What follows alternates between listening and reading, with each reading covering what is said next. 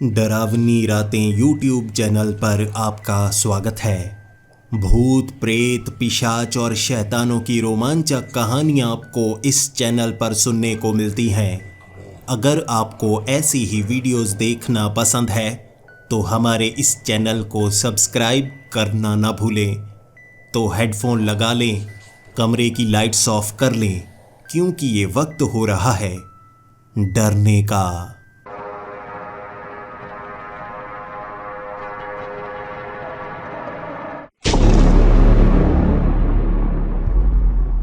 Hello दोस्तों, मेरा नाम आरव है और आज मैं आपको जो कहानी सुनाने वाला हूँ वो मेरे साथ 5 साल पहले घटी थी। उस समय मैं 11 साल का था और मेरे पिता ने मुझे मेरे बर्थडे पर एक साइकिल गिफ्ट की थी और उस साइकिल को देखकर कितना ज़्यादा खुश हुआ था मैं। आज भी मैं वो खुशी को महसूस कर सकता हूँ। इससे पहले मैं अपने दोस्तों से मिलने के लिए जाता था तो चल कर जाता था, ज़्यादा दूरी तय नहीं कर पाता था, थक भी जाया करता था।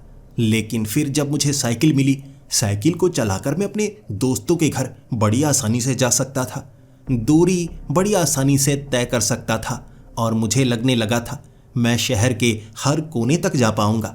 लेकिन मेरे पिता ने कहा था, यह तुम्हारे लिए चेतावनी है, अब साइकिल का इतना ज़्यादा इस्तेमाल मत करने लगना कि ऐसी जगह पर जाना शुरू कर देना जहाँ तुम्हें जाना नहीं चाहिए। घर से ज़्यादा दूर मत जाना, घर के आसपास ही साइकिल चलाया करना और अपने किसी दोस्त से मिलने के लिए जाना है तो चलकर जाना या किसी के साथ जाना। लेकिन मैं पिता की बात कहाँ मानने वाला था। मैं साइकिल उठाया करता था, अपने दोस्तों के घर चला जाया करता था। लेकिन मेरा एक दोस्त अनुज, जिसके घर जाकर मुझे सबसे ज़्यादा खुशी मिलती थी क्योंकि उसके पास वीडियो गेम थी।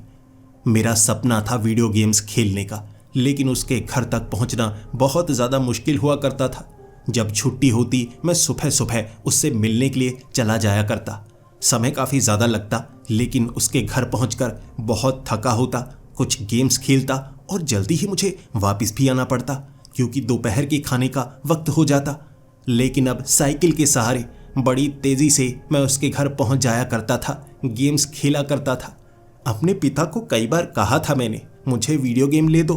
मेरे पिता ने कहा, मैं इतनी कमाई नहीं करता, कभी तो मैं वीडियो गेम लेकर ज़रूर दूंगा जब बचत ज़्यादा हो जाएगी। एक दिन मुझे इस साइकिल का बहुत ज़्यादा फ़ायदा हुआ था जब मैं साइकिल चलाकर शहर के दूसरे कोने में अपने दोस्त से मिलने के लिए गया था। वो मेरा पक्का वाला दोस्त था। हमारे स्कूल को छोड़कर वो कहीं और चला गया था, किसी और स्कूल में पढ़ने लगा था। अब उससे मिलने का मौका मिलता ही नहीं था और शहर के इस कोने में जाना बहुत मुश्किल भरा होता। बहुत दूर तक चलना पड़ता, फिर जाकर उसके घर पहुंच सकता था। ऐसा मैं कभी कर नहीं पाया था। लेकिन साइकिल के सहारे उस दिन दोपहर का खाना खाकर मैं घर से निकला था और सीधा उसके पास पहुंच गया। मुझे देखकर वो बहुत ज़्यादा खुश था और मैंने उसका घर पहली बार देखा था।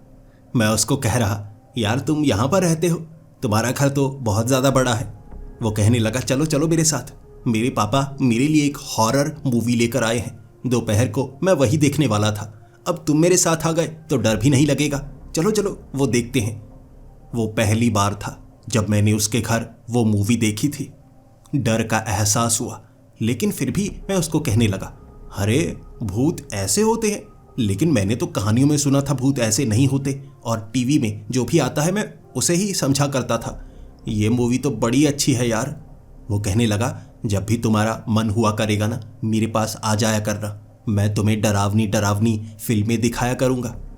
अब मेरा मन कर रहा था जैसे हर रोज़ उसके पास जाऊं, लेकिन उसका घर इतना ज़्यादा दूर था। उस दिन वापस आते वक्त शाम का वक्त हो गया था, थोड़ा थोड़ा अंधेरा होने लगा था और सफ़र अब भी काफ़ी ज़्यादा करना था। मुझे लगा मुझे शॉर्टकट लेना चाहिए। मैं उस बड़ी वाली सड़क से उतरकर छोटी पगडंडी के ज़रिए वो पुराने मोहल्ले के बीच से गुज़र रहा था। वहाँ मेरे साइकिल की चेन उतर गई और चेन उतरी भी किस जगह पर। आसपास टूटे हुए वो मकान थे, स्ट्रीट लाइट बिल्कुल नहीं लगी हुई थी और पास के मकान के अंदर से एक आवाज़ आई। पहले तो मुझे लगा, कौन है, कोई मुझे पुकार रहा है या नहीं, लेकिन जैसे ही बार बार वो आवाज़ आती रही, ये कहते हुए, तुम बाहर खड़े हो, क्या हुआ, अंदर नहीं आओगे? तुम बाहर खड़े हो, क्या हुआ, अंदर नहीं आओगे? ऐसा लग रहा था जैसे कोई आदमी किसी और को कह रहा हो कि अंदर आ जाओ, क्योंकि मुझे तो कोई वहां पर जानता नहीं था। तो एक बार चेन को मैंने चढ़ाया और खड़े होकर उस तरफ देखा। कौन है, कौन है? आप क्या मुझे कह रहे हैं? आप मुझे नहीं जानते होंगे। वहां से आवाज आई, करीब आना, जान तो मैं तुम्हें जाऊंगा। मैं थोड़ा आगे की तरफ हुआ। ये एक टूटी हुई खिड़की थी, पुराना सा मकान था। तभी मैंने उस खिड़की के अंदर एक भयानक सा चेहरा देखा, हाथ ऊपर की तरफ करके, जैसे वो मुझे डराने वाला था। लेकिन मैं बिल्कुल नहीं डरा, बल्कि उसकी तरफ देखकर मैं कहने लगा, अरे भूत बने हुए हो, ऐसे बच्चे को डराते हो, शर्म नहीं आती? कैसा मास्क डाला हुआ है? तुमसे ज्यादा खौफनाक और डरावने भूत देखे हैं मैंने, तुमसे नहीं डरने वाला। वो भौंचक्का सा हो गया था, मेरी तरफ देखने लगा। मैंने उसको कहा, अब मास्क उतारो, बताओ तुम कौन हो, जान पहचान वाले हो या नहीं? उसने कहा, मैंने ये मास्क नहीं पहना, मेरा चेहरा ही ऐसा है, मैं भूत हूं, देखो तुम्हें खा जाऊंगा। मैंने उसकी तरफ देखते हुए कहा, देखो अगर भूत को खाना होता है ना तो इतनी देर में वो खा जाता है, तुम खाने वाले नहीं हो, सिर्फ डराने वाले हो। मेरी बातों से वो हैरान सा था और उसके बाद उसने अपने हाथों को नीचे की तरफ किया और कहा, तुम तो डरते ही नहीं, मैंने यहाँ कितने लोगों को डराया है, लेकिन तुम तो बिल्कुल नहीं डरते। मैंने कहा, मैंने कई भूतों वाली फिल्में देखी हैं, जानता हूँ भूत क्या कर सकते हैं। जो खौफनाक होते हैं वो सामने से हमला करते हैं, और जो साधारण होते हैं बस डराते रहते हैं, डराते रहते हैं। तुम भी वैसे ही हो ना? वो थोड़ा सा मायूस हो गया था, लेकिन उसने जब मेरी तरफ देखा, उसकी लाल लाल सी आंखें, ऐसा नहीं लग रहा था कि उसने कोई मास्क पहना हो, ऐसा लग रहा था जैसे कोई असली भूत ही हो। मैं पशुपेश में फंसा हुआ था। उसके बाद मुझे थोड़ा थोड़ा डर भी लगने लगा, सच में असली भूत तो नहीं। मैं साइकिल की तरफ बढ़ा, लेकिन पीछे से आवाज़ लगाकर वो कहने लगा, अरे कहाँ जा रहे हो? देखो तुम नहीं डर रहे, मुझे अच्छा लगा, थोड़ी देर तो रुक जाओ। मैं वहीं खड़ा उसको कहने लगा, देखो मैं भूतों से ज़्यादा समय बात नहीं कर सकता, तुम बहुत खतरनाक होते हो, नुकसान पहुंचाते हो। उसने सामने से कहा, नहीं नहीं, मैं नुकसान नहीं पहुंचाता, बस लोगों को डराने में मुझे मज़ा आता है। यहाँ आवाज़ें लगाकर मैं किसी को करीब बुलाता हूँ, फिर डराकर भगा देता हूँ, उससे ज़्यादा मैं कुछ नहीं करता। देखो तुम बातें कर रहे हो तो मुझे अच्छा लग रहा है। अब इस तरह बिना डरे और बिना कुछ, इस तरह से बिना डरे अच्छी तरह बात करके तुम यहाँ से नहीं जा सकते, कुछ समय रुक तो जाओ। उसकी बात सुनकर मैं वहाँ पर रुक गया और फिर उसको कहने लगा, बताओ क्या कहना चाहते हो? अब मुझे डराना मत, देखो अगर तुम मुझे डराओगे मैं साइकिल उठाऊंगा, यहाँ से चला जाऊंगा। वैसे भी मुझे बहुत देर हो चुकी है, ज़्यादा समय मैं यहाँ पर बर्बाद नहीं कर सकता। वो मुझे कहने लगा, ठीक है, अंधेरा काफ़ी होने लगा है, ऐसा करो तुम यहाँ से चले जाओ, लेकिन कभी दोबारा मिलने के लिए ज़रूर आना, लेकिन सही समय पर आना। इस समय ज़्यादा अंधेरा हो चुका है, 1 घंटे पहले आओगे तो सही रहेगा, ना तो ज़्यादा रोशनी होगी ना अंधेरा होगा, और तुम्हारे परिवार वाले भी कुछ नहीं कहेंगे। वो भूत समझदार लग रहा था, लेकिन था तो वो भूत ही, इसीलिए मैंने साइकिल उठाई और उसने पीछे से मुझे अलविदा कहा। मैं साइकिल लेकर वहां से निकल गया। बार बार दिमाग में ये ख्याल आए जा रहे थे, वो असली भूत था या नहीं? ऐसा तो नहीं मुझे डराने के लिए मेरा कोई दोस्त इस तरह मास्क पहनकर वहां पर छिपा हुआ था, या वो असली भूत ही था और बस मुझसे बातें करना चाहता था। भूत भी तो इंसानों की आत्माएं ही होती हैं, जैसे वो जिंदगी में रहे होते हैं, मरने के बाद भी भूत ऐसे ही बनते हैं ना, फिल्मों में मैंने ऐसा ही देखा है। उसके कुछ दिनों बाद मुझे मेरे दोस्त के पास जाने का मौका मिला, जिसके पास मैंने वो भूतिया फिल्में देखी थी। दोबारा मैं उसके पास गया, लेकिन इस बार वहां से जल्दी निकला था, रास्ता वही था। मैं फिर से उस पुराने टूटे हुए घर के आगे से निकल रहा तो वो बात मुझे याद आ गई, यहाँ पर मैंने भूत देखा था ना, थोड़ी थोड़ी रोशनी थी। तो वहाँ साइकिल रोककर मैं आवाज़ लगाने लगा, भूत दोस्त कहाँ पर हो? क्या तुम यहाँ मौजूद हो? बस कोई इशारा कर दो, कोई आवाज़ कर दो। जानता हूँ ज़्यादा रोशनी है और रोशनी में तुम कुछ कर नहीं सकते, लेकिन थोड़ी सी आवाज़ कर दोगे तो मैं जान जाऊँगा कि तुम यहाँ पर हो, और वैसे भी अब धीरे धीरे सूरज ढलने की कगार पर है। क्या कोई आवाज़ करोगे या नहीं? तभी आगे वाले दरवाजे से खटखटाने की आवाज़ आई। बोला तो वो कुछ नहीं, लेकिन खटखटाकर जैसे उसने मुझे जवाब दिया था तो मैं वहीं पर रुक गया। साइकिल का स्टैंड लगाया, वहाँ साइकिल के पास में खड़ा हो चुका था। जैसे ही सूरज ढला, थोड़ा थोड़ा अंधेरा सा हुआ, शाम का वक्त हो चुका था। जैसे उस खिड़की से बाहर की तरफ वो झांकने लगा और मुस्कुराता हुआ कहने लगा, अरे तुम तो वापस आ गए, बड़ा अच्छा लग रहा है तुम्हें देखकर। इससे पहले मैंने किसी को दोबारा सामने से नहीं देखा। तुम मुझसे मिलने आए हो?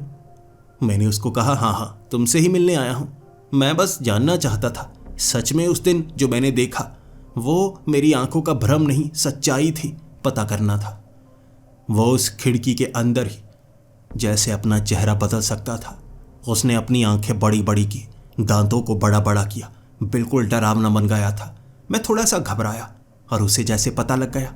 फिर से उसने साधारण चेहरा बनाया और कहने लगा, अरे मैं तो तुम्हें दिखा रहा था मैं क्या बन सकता हूँ, ऐसे डरो मत। अगर तुम डरकर भाग जाओगे तो फिर मुझे पता है तुम यहाँ दोबारा नहीं आओगे। पहले डराने की कोशिश की थी, अब मैं जान गया हूँ कि तुम तो मेरे दोस्त हो, मेरे हम उम्र हो, इसीलिए मैं तुमसे बातें करना पसंद करता हूँ।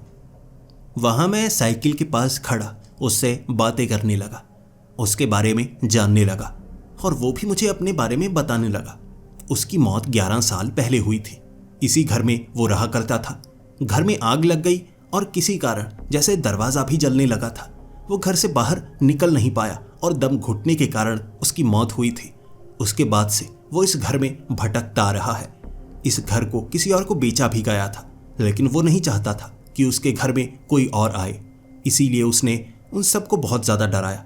और यहाँ खिड़की के पास से वो बाहर आवाज़ें लगा सकता था, तो आसपास के घरों में भी वो आवाज़ें लगाता रहा। उसे अपनी उम्र का कोई नहीं मिला, इसीलिए वो बाकी सबको भी डराता रहा। धीरे धीरे आसपास के सभी लोग घर छोड़कर चले गए और पूरा इलाका खाली सा हो गया। वैसे भी यहाँ कम ही घर बिके हुए थे और जितने बिके हुए थे वो उसके डर से भाग चुके थे। उसकी एक कहानी सुनकर मुझे बहुत ज़्यादा हंसी आ रही थी। मैं उससे पूछता जा रहा, कैसे डराया करते थे? क्या बड़े लोग भी डर जाया करते थे? वो कहने लगा, हाँ, बड़े तो सबसे पहले डरते हैं। जो बच्चे होते हैं ना, वो तो कई बार पत्थर मारने लगते हैं, तब मुझे बुरा लगता है। एक ही तो खिड़की बची है, कहीं पत्थर मार मार कर तोड़ ना दे। लेकिन हम उम्र कोई मिला ही नहीं, या तो छोटे बच्चे या बड़े आदमी जिन्हें डराने में बड़ा मज़ा आता है। बड़े लोग छाती तान कर चलते हैं जैसे बड़े तगड़े हों, बच्चों को ऐसे चमाटे मारते हैं जैसे बच्चे कुछ हों ही ना। लेकिन जब मैं उन्हें डराता हूँ ना, ऐसे डर कर भागा करते थे, ऐसे डर कर भागा करते थे, मज़ा ही आ जाता था। लेकिन धीरे धीरे अकेलेपन का एहसास होने लगा। समझने लगा, अगर मैं हर किसी को डराता रहूँगा तो कोई यहाँ पर रहने नहीं आएगा और फिर मैं किसी से बात भी नहीं कर पाऊँगा। मुझे लगने लगा था मैं भूत बन गया हूँ। अब जब तक भूत बना रहूँगा अकेलेपन में रहूँगा। लेकिन तुम मुझे मिले, तुम तो बड़े अच्छे हो, बातें भी अच्छी करते हो और मेरी सुन भी रहे हो। कुछ अपने बारे में भी बताओ। तब मैं उसे अपने बारे में भी बताने लगा। दोनों में जैसे दोस्ती हो गई थी। बिल्कुल मैं खिड़की के पास खड़ा था, वो खिड़की के अंदर से बातें किया करता और मैं उसे जवाब दिया करता। 1 घंटा मैंने वहाँ पर कैसे बिता दिया पता ही नहीं चला। अंधेरा ज़्यादा हो गया था। फिर मैंने जल्दी से साइकिल उठाई, उसे अलविदा कहा और मैंने कहा फिर मैं मिलने आऊँगा। और उसने भी कहा कुछ छोटी मोटी चीज़ खाने के लिए ले आना, देखो भूख लगी रहती है। मैं मरा हुआ हूँ, भूत हूँ, लेकिन भूख लगती है जो परेशान करती है।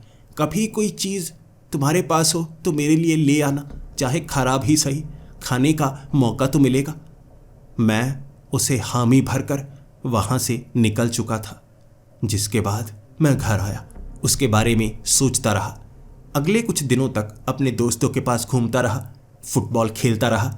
लेकिन 7वें दिन मुझे उसकी याद आई और लगा उसे कुछ खिला कर आता हूँ। बातें अच्छी किया करता था और भूतों के बारे में जानकारी भी मिलेगी। मैंने एक नई भूतिया फिल्म देखी थी जिसमें एक पिशाच था जो इंसान का खून पीता था। मुझे लगा उससे बात करूँगा, आखिर पिशाच क्या होते हैं, उसे जानकारी होगी ना, वो तो एक भूत है ना।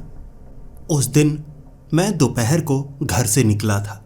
मुझे नहीं पता था कि दिन के वक्त मैं उससे मिल पाऊंगा या नहीं, लेकिन वो खंडहर से घर के आगे खड़ा होकर मैं आवाज़ें लगाता रहा, कोई जवाब तो दो, अब खटखटा कर ही बता दो। लेकिन उसने कोई जवाब नहीं दिया, ना तो दरवाज़ा खटखटाया ना कोई और जवाब।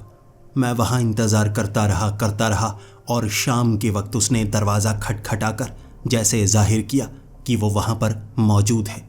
मुझे बहुत बुरा लगा। पूरा का पूरा दिन मैंने वहाँ पर गुजार दिया था, लेकिन उससे बात करने का मौका अंधेरे में मिला। तब मैं उसको कहने लगा, तुम पहले कोई आवाज़ भी नहीं कर सकते थे। उसने कहा, इस घर में कई तरफ से रोशनी आती है और जब रोशनी आती है मेरे पास कोई ताकत नहीं होती। मैं मजबूर सा एक कोने में सिमटा रहता हूँ जहाँ पर अंधेरा होता है। रोशनी में जाऊँगा तो मुझे दर्द होगा और शायद मैं ख़त्म हो जाऊँ, चला जाऊँ दूर। इसीलिए अंधेरे का इंतज़ार करता हूँ। मुझे खुशी हुई, तुमने बहुत लंबा इंतज़ार किया। आवाज़ें तुम्हारी सुनाई दे रही थी, लेकिन मैं चीख चीख कर जवाब दे रहा, तुम्हें सुनाई नहीं दिया होगा। ऐसा ही होता है भूतों के साथ। फिर मैंने उसे अपने घर से लाई हुई वो रोटियां खिलाई। बहुत ज़्यादा खुश था। मैंने तो घर के अंदर फेंकी जैसा कि उसने कहा। उसने कहा, हाथ में तुम नहीं पकड़ा पाओगे, यह मजबूरी महसूस होगी मुझे। लेकिन मैंने घर के अंदर रोटियां फेंकी। कुछ समय आवाज़ आई खाने की। वो बहुत ज़्यादा खुश था। अब वो कहने लगा, क्या तुम दोबारा कुछ खाने के लिए लेकर आओगे? सच में भूत बनकर पहली बार खाने का मौका मिला है, बड़ा अच्छा लगता है। क्या तुम कुछ और खाने के लिए ला सकते हो? जो भी तुम्हारे हाथ में हो, जो तुम ला पाओ। अब समय समय पर मैं वो खंडहर घर के पास जाता, उसके लिए खाना लेकर जाता। दोस्ती गहरी होती जा रही थी। धीरे धीरे यह दोस्ती ऐसे बदली कि मैं हर शाम उस तरफ जाने लगा। मुझे रात को अंधेरे में डर नहीं लगता। मुझे ऐसा लगता, अगर मुझे कोई मुसीबत का सामना करना भी पड़ेगा तो मेरा दोस्त मेरी मदद करेगा। और एक दिन मैंने अपने दोस्त को कहा भी, देखो एक छोटी सी परेशानी है।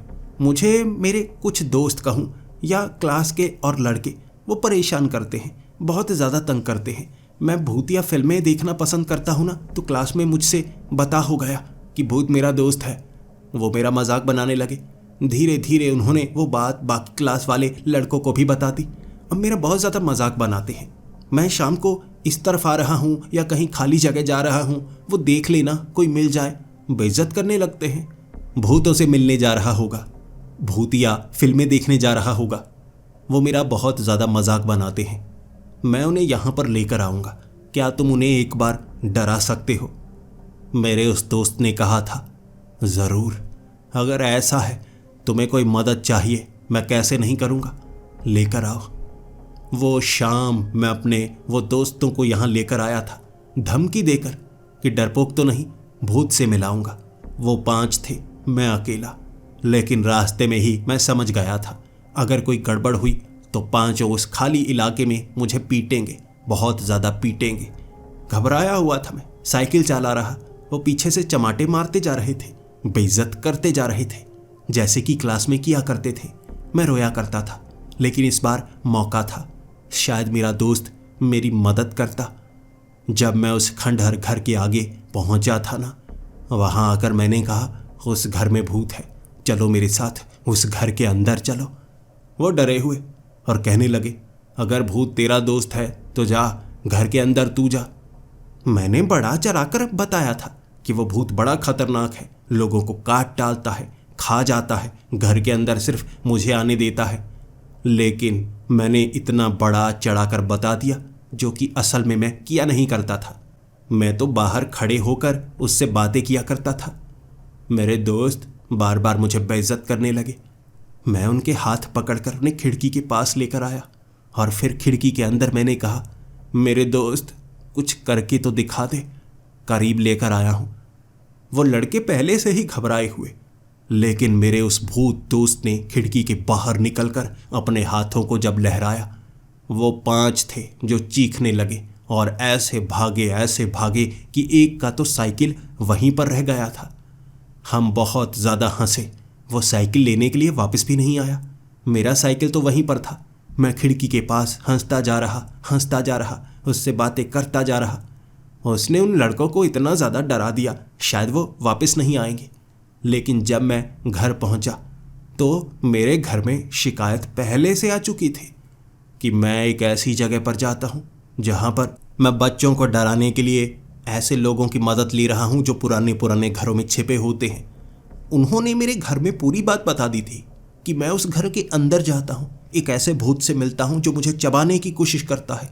जो भी बड़ा चढ़ा कर मैंने बताया था। मेरे घर जब वो बात पहुंची, रात के वक्त मेरे पापा ने मुझे बहुत ज़्यादा पीटा था कि साइकिल इसलिए लेकर दी थी कि तुम वहाँ पर जाओ, वहाँ जाकर भूतों से मिलोगे, खाली इलाकों में जाओगे, तुम्हें कुछ हो गया फिर। बहुत रोया वो रात, मैं बहुत रोया। गम इस बात का था कि मुझे पीटा गया था, और उससे ज़्यादा बड़ा गम कि क्या मैं उस भूत दोस्त से दोबारा मिल नहीं पाऊंगा। बहुत दिन हो गए, अब मैं उस तरफ जा ही नहीं पा रहा था। मेरे वो दोस्त अब फिर से मुझे परेशान करने लगे थे, बदला ले रहे थे कि मैंने उस दिन उन्हें बहुत ज़्यादा डराया। वो असली भूत था या नहीं वो मानने को तैयार नहीं थे, लेकिन बदला मुझसे ले रहे। मुझे लग रहा अब मेरी मदद कौन करेगा। उनसे मैं लड़ भी नहीं पा रहा, पक्के दुश्मन बन गए थे। बेवजह मुझे मारा करते थे, मुझसे बदला लिया करते थे। फिर एक दिन निकाल कर दोपहर को फिर से मैं वो खंडहर घरों की तरफ गया। जैसे ही थोड़ा थोड़ा अंधेरा होने लगा, उस घर के आगे साइकिल लगाकर मैं कहने लगा था, मेरे दोस्त बाहर आओ, मेरे दोस्त, मैं तुमसे बात करना चाहता हूँ। वो खिड़की के पास आकर कहने लगा, बहुत दिनों बाद आए हो। मुझे लगा मुझे भूल ही गए। मैंने कहा, मैं भूला नहीं, तुमने मेरी मदद की थी ना, इसीलिए मुझे उसका अंजाम भुगतना पड़ा। वो जब डर कर यहाँ से गए ना, मेरे घर जाकर उन्होंने कंप्लेंट कर दी कि मैं ऐसी जगह पर अकेले आता हूँ। फिर वो बहुत ज़्यादा पिटवा रहे थे मुझे मेरे ही पिता से। मैं अब क्या करता। वो मुझे मारते हैं, पीटते हैं, तो यहाँ मैं आ नहीं सकता। अगर किसी ने देख लिया तो मैं पकड़ा जाऊँगा। मेरा वो दोस्त कहने लगा था, ये तो परेशानी है ना, मेरा एक दोस्त बना और बुरी किस्मत कि वो अब यहाँ पर आ नहीं पाएगा। तुम शायद बताने के लिए आए होगे कि तुम अब दोबारा यहाँ नहीं आओगे। मैंने कहा, मेरे पास कोई रास्ता नहीं है, तुम मेरे दोस्त हो, लेकिन मैं यहाँ पर कैसे आ पाऊँगा। उसने कहा, एक तरीका और है, तुम यहाँ नहीं आ सकते तो मैं तुम्हारे घर तो आ सकता हूँ ना। एक बार में मेरी आंखें चमक गई और खुशी की लहर मेरे अंदर दौड़ी, और मैं कहने लगा, ये तो और भी अच्छा होगा। अगर तुम मेरे घर ही आ जाओ तो सारी मुसीबत खत्म हो जाएगी। फिर मैं तुम्हारा इस्तेमाल कर सकता हूँ, उन्हें अपने घर बुला सकता हूँ। मेरे मोहल्ले में तो रहते हैं, उन्हें परेशान किया जा सकता है, बदला लिया जा सकता है। और मेरे उस दोस्त ने कहा था, तुम्हें एक छोटा सा काम करना होगा, इस घर के अंदर आना होगा। मेरा यकीन करना, घर के अंदर आकर एक ख़ास चीज़ उठाकर अपने साथ अपने घर ले जाना, तो मैं वहाँ आ जाऊँगा। फिर मैं वहाँ रहना शुरू कर दूँगा। तुम मेरे दोस्त हो, तुम जैसा कहोगे मैं वैसा करूँगा। मैं खुश था और खुशी के मारे मैं उस घर के अंदर गया। दरवाजे को धक्का देकर मैंने तोड़ डाला था। गला हुआ दरवाज़ा था। घर के अंदर वो आगे आगे जाता रहा, मुझे बताता रहा। वहाँ जैसे फर्श की एक ईंट उखाड़कर उसके नीचे रखा हुआ एक खास सामान मुझे अपने पास रखना था। एक पोटली थी। उस पोटली में क्या था मैंने पूछा। उसने कहा, पोटली मत खोलना, पोटली मत खोलना, बस इस पोटली को अपने साथ ले जाओ। मैं साइकिल पर बैठूंगा, तुम्हारे साथ तुम्हारे घर चला आऊँगा। उसने जैसा कहा मैंने वैसा किया। वो उस घर में नज़र आया करता था। पोटली लेकर जब मैं अपने घर आया, वो मुझे मेरे घर नज़र आने लगा, दरवाजे पर खड़ा, और कहने लगा, दरवाज़ा खोलो, मेरा स्वागत करो। तुम घर के अंदर बुलाओगे तभी मैं घर के अंदर आ सकता हूँ। किसी अनजान के घर के अंदर मैं घुस नहीं सकता। वैसे भी अपनी जगह छोड़कर आया हूँ। मैंने दरवाज़ा खोला, जैसा उसने कहा वैसा मैंने किया। वो घर के अंदर, और अंदर आते ही गायब। फिर पीछे मेरी माँ खड़ी थी, कह रही, किससे बातें कर रहे थे? बाहर कौन है? दोस्त है तुम्हारा? मैंने कहा, नहीं, वैसे ही मैं मजाक कर रहा था। मेरी माँ किचन में चली गई। उसके बाद मैं वो पोटली लेकर अपने कमरे में, मेरा दोस्त बेड पर बैठा हुआ, लेटा हुआ नजर आ रहा, भयानक सा दिख रहा। रोशनी थी कमरे में, रोशनी बल्ब की, लेकिन वो सामने दिख रहा और कह रहा, मेरे दोस्त इस बेड पर सोते हो, बड़ा अच्छा बेड है। अब उस पोटली को किसी ऐसी जगह पर रखो जो घर के बिल्कुल बीच में हो, ताकि मैं हर दिशा में जा पाऊँ, और बाकी का काम उसके बाद होगा। फिर बताना तुम्हें परेशान करने वाले कहाँ पर रहते हैं। मैंने सच में उस पोटली को घर के नीचे बनी चिमनी के ऊपर चिपका दिया। वहाँ किसी का भी हाथ पहुँचने वाला नहीं था। चिमनी ऊपर से बिल्कुल बंद थी और नीचे हम आग अब जलाते नहीं थे, सिर्फ डेकोरेशन के लिए थी। लेकिन उसके बाद वो रात मुझसे बातें करता रहा।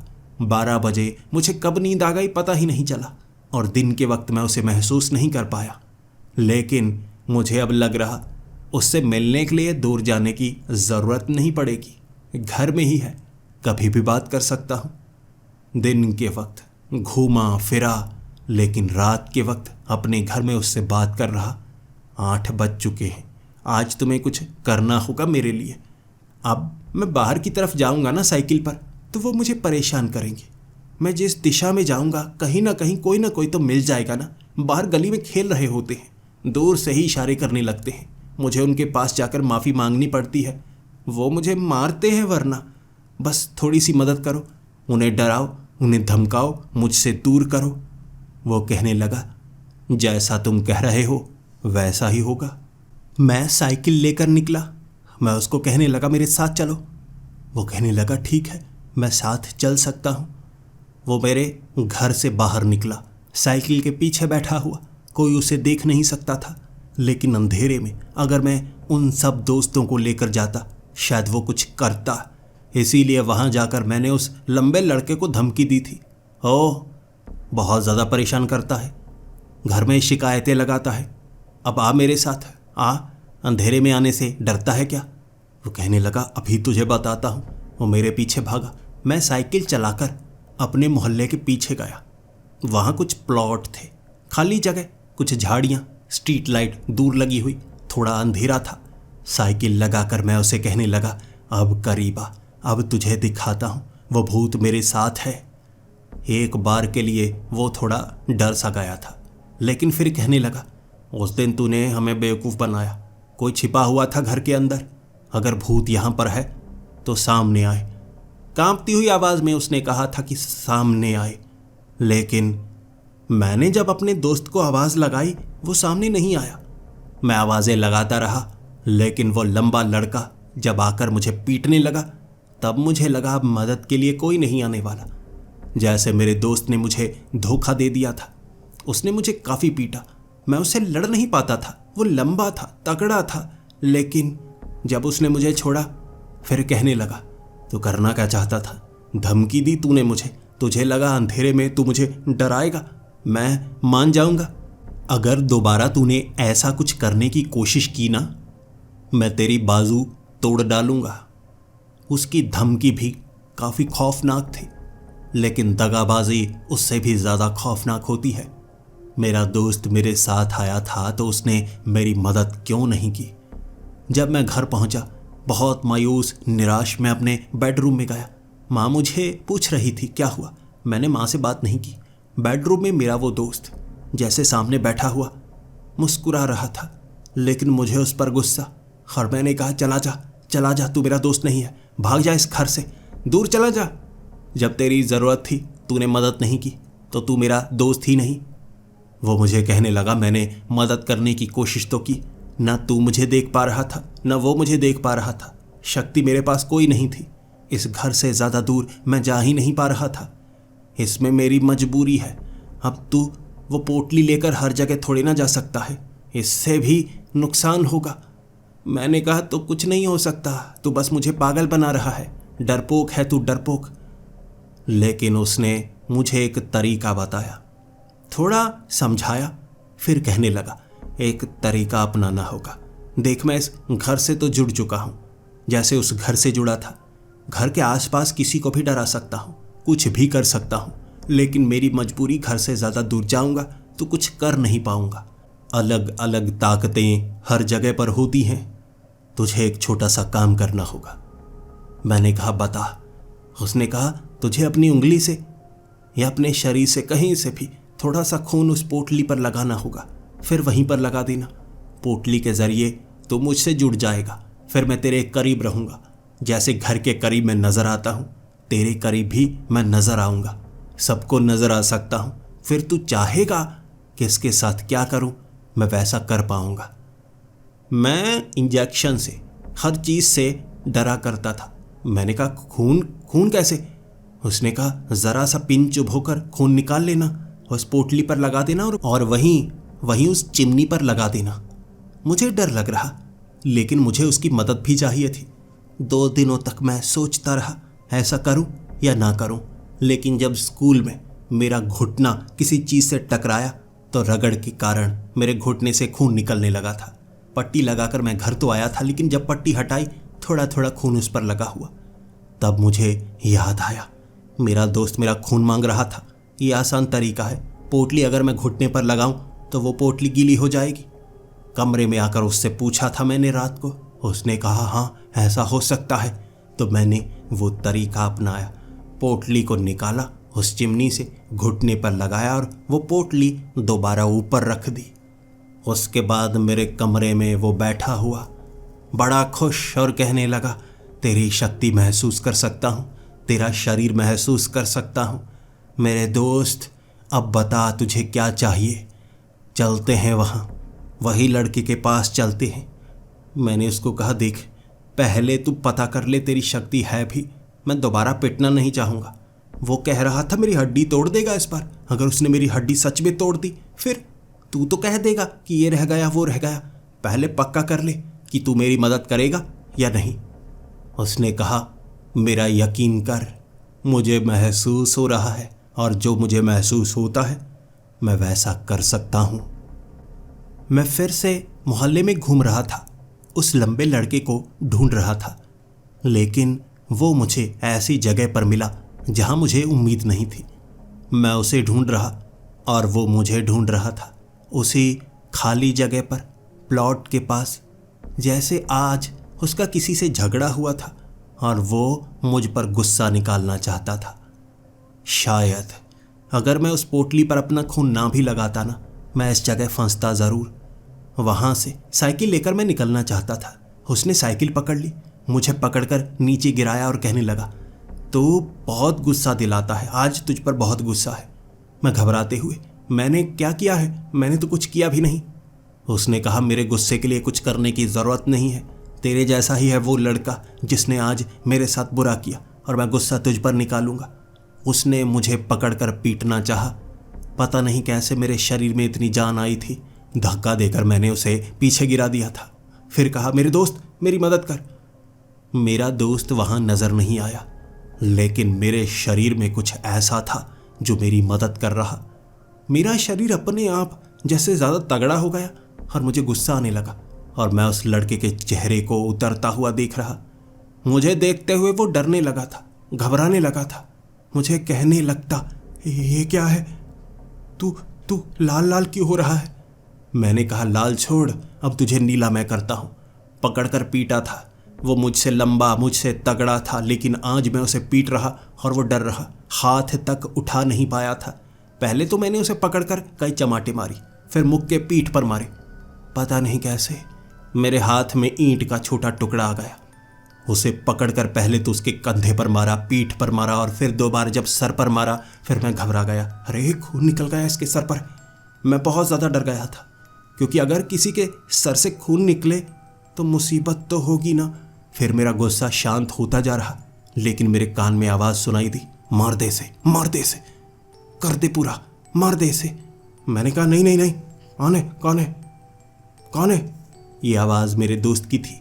मुझे वो नज़र तो नहीं आया, लेकिन मैंने उस लड़के को इतना ज़्यादा पीटा कि मैं घबरा गया।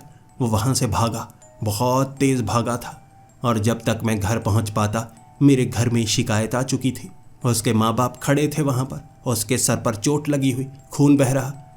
वहाँ मैं पसीने से तरबतर था। वो कह रहा इसने मुझे पीटा है। तब दिमाग चला मेरा, पता नहीं कैसे। मैं कहने लगा ये झूठ बोलता है, बहुत पीटता है, किसी से लड़ाई करता है, मेरा नाम लगाता है, और आपको लगता है मैं ऐसे पीट सकता हूँ? देखिए कितना बड़ा है, ये साफ झूठ बोल रहा है। वहाँ मेरी बातों पर जैसे मेरी माँ पिघल गई, लड़ने लगी उसकी माँ से। और वो भी थोड़े ठंडे होने लगे।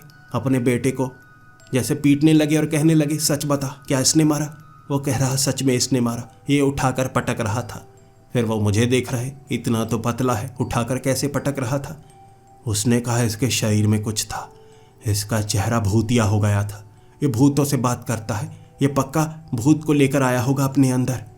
वो उसे पीट पीट कर वहाँ से ले गए और मेरी माँ कहने लगी, बता वहाँ पर क्या हुआ था, अब सच बता। मैंने कहा, माँ मुझे नहीं पता, ये मुझे पीटने के लिए आया था, गिर गया, एक पत्थर पर इसका सर लगा और खून बहने लगा। फिर कहने लगा, मैं शिकायत लगाऊंगा, तुझे फंसाऊंगा। मेरी माँ ने मुझ पर यकीन कर लिया। कमरे में आकर जब उस भूत को मैं देख रहा, मैं कह रहा, ये तूने क्या किया? बड़ी मुश्किल से बचा मैं। तूने किया ना ये? तुम्हें पता होना चाहिए, मैं बस उसे पीटना चाहता था, तो मारना चाहता था। सामने से वो कह रहा, गुस्सा आ गया था मुझे, जब मैं तेरे शरीर में था मुझे गुस्सा आ गया, बहुत गुस्सा आ गया।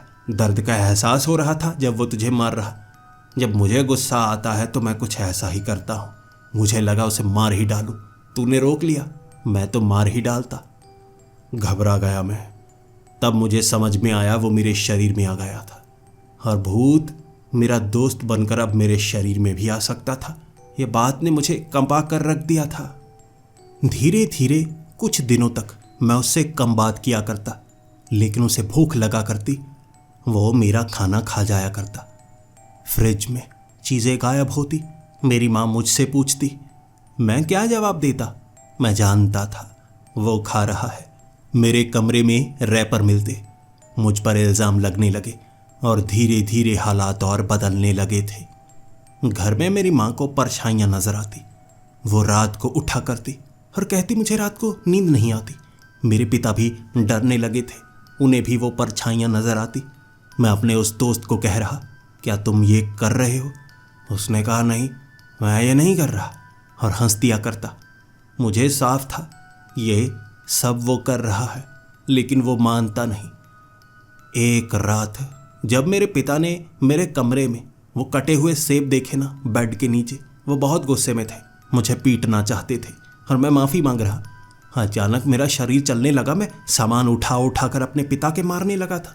जोर जोर से अपने पिता के सर पर मैंने वो सामान फेंक कर मारा और मेरा चेहरा भयानक ही होगा जो मेरे पिता मुझसे डरने लगे थे। मुझे कमरे में बंद कर दिया गया था और मैं चीखे मार रहा, मुझे बाहर निकालो, बाहर निकालो। कुछ समय बाद जब गुस्सा शांत हुआ, मैंने अपने उस दोस्त को हंसते हुए देखा। मैंने कहा, हंस क्यों रहे हो? ये तुमने किया ना? उसने कहा, मैंने थोड़े ना किया, ये तो तुमने किया, तुम्हें गुस्सा ज़्यादा आता है।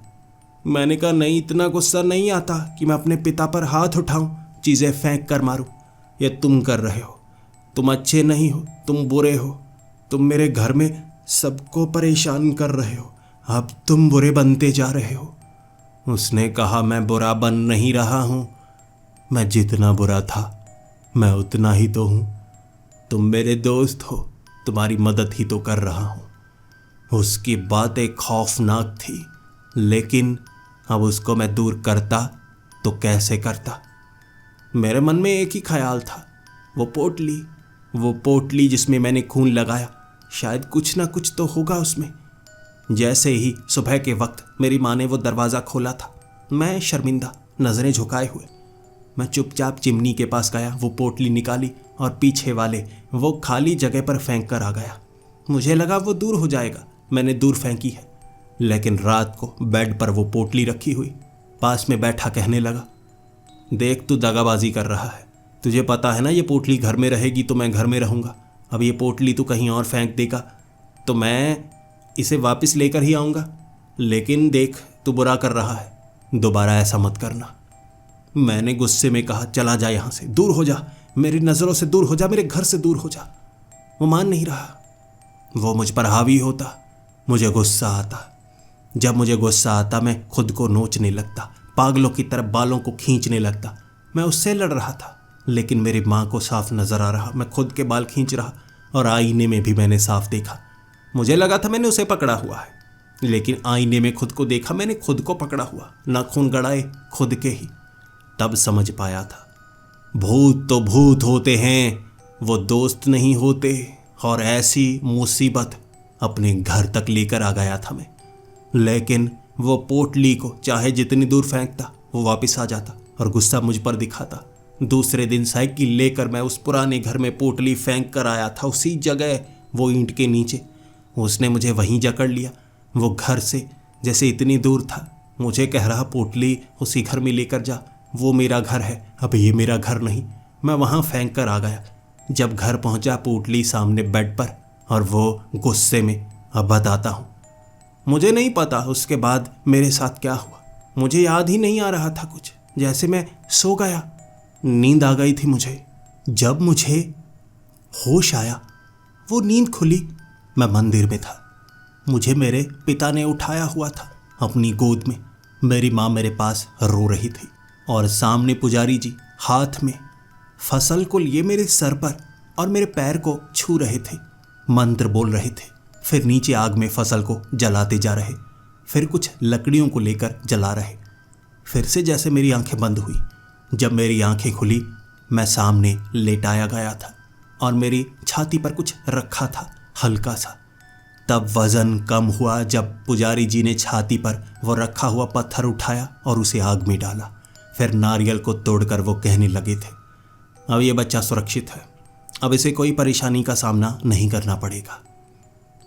इसके बाद मैं जब उठा, मुझे बहुत अच्छा महसूस हो रहा और मैं अपने पिता से पूछ रहा, क्या हुआ था पिताजी, क्या हुआ? मेरे पिता मुझे गले से लगाकर कह रहे, बेटे कुछ नहीं, कुछ नहीं, कोई बुरी आत्मा थी, कोई बुरा साया, उसका तुम पर हावी हो जाना, इसमें तुम्हारी गलती नहीं है। मेरा दिमाग चलने लगा।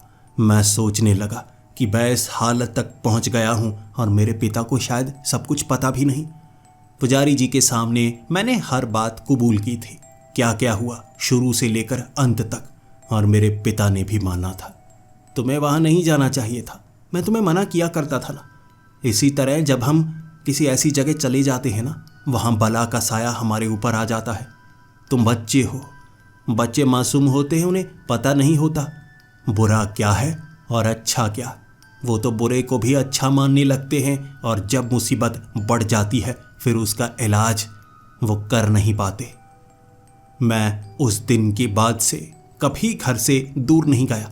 साइकिल कम चलाने लगा और जहाँ जाता दिन के वक्त जाता, रात से पहले घर वापस आ जाता। दोबारा मुझे वो भूत नज़र नहीं आया था। शायद उसका निवारण तो हो गया, लेकिन आज भी डरता हूँ किसी ऐसी चीज़ को छूने से जो देखने में ही जादू टोने से जुड़ी हुई लग रही हो। क्या पता आप अच्छा समझकर किस मुसीबत को अपने घर ले आएं, जैसे मैं उस भूत को दोस्त मानकर अपने घर ले आया था। मुझे तो ऐसा लगा ही नहीं कि मेरे साथ कुछ बुरा हो सकता है, लेकिन धीरे धीरे हालात बदलने लगते हैं। और मैं आपको भी चेतावनी देना चाहूँगा, ऐसी चीज़ों से दूर रहिए। ये लुभावनी लगने वाली बुरी शक्तियाँ शुरू में अच्छी लगती होंगी, लेकिन बाद में आपका बहुत बुरा कर सकती हैं।